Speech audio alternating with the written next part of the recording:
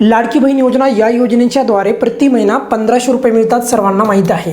परंतु आता सध्या 6 मार्चला बजेट येणार आहे, म्हणजे अर्थसंकल्प राज्याचा, आणि त्या बजेटमध्ये आपल्याला वाढीव तरतूद होऊ शकते का? कारण अशा प्रकारच्या ज्या काही अपडेट्स आहेत तुम्ही वेगवेगळ्या माध्यमांमध्ये पाहिले असतील की 2100 रुपये कधीपर्यंत मिळणार, किंवा यावेळेच्या बजेटमध्ये म्हणजे 6 मार्चमध्ये काही अशा प्रकारची गुड न्यूज आपल्यासाठी येऊ शकते का? खरं तर पाहिलं तर मागच्या वेळेस ज्यावेळेस अर्थसंकल्प मांडला जात होता त्यावेळेस मात्र खूप उत्सुकता होती। त्यावेळेस असं वाटत होतं की 2100 रुपये त्याच्यामध्ये वाढ होईल, म्हणजे 1500 रुपयाहून 2100 रुपये वाढ होईल आणि 2100 रुपये असा महिना चालू होईल, पण तसं घडलेलं नव्हतं। आणि यावेळेस पण आता 6 मार्चला जे काही बजेट येणार आहे तर त्याच्यामध्ये असं होऊ शकतं का?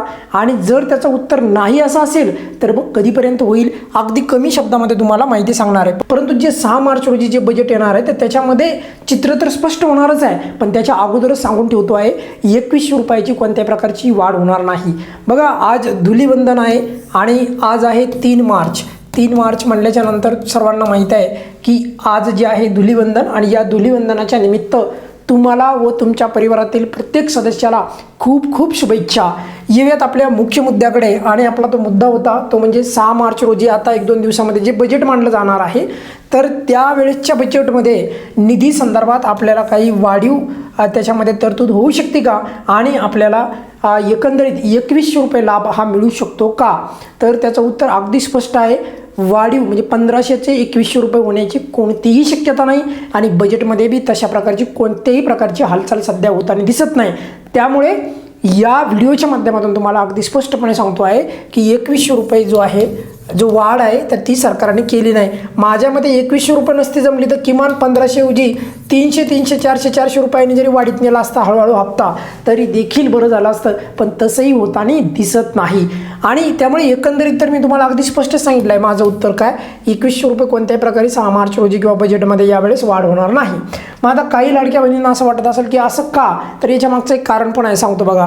5 डिसेंबर 2024 रोजी सरकारने मुख्यमंत्र्यांनी शपथ घेतली आणि त्यानंतर शपथविधी झाल्याच्या नंतर सरकार स्थापन झालं।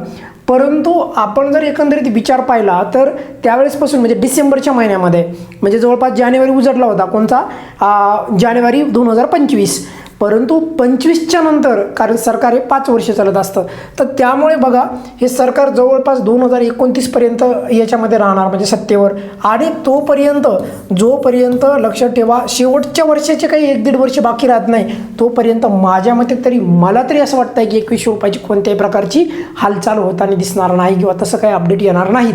त्यामुळे आपल्याला जे नियमित हप्ते आहेत ते वेळेवर मिळावे ही आपली बाजू राहणार आहे, आणि टप्प्याटप्प्याने वाढ करीत न्यायला पाहिजे। जर होत नसेल ना एकदा 1500 रुपयाहून 2100 रुपये देणं, तर 1500 रुपयाच्या ऐवजी त्याच्यामध्ये 200-300 रुपयांनी अशी वाढ करीत हळूहळू 2100 रुपयापर्यंत न्यायला पाहिजे।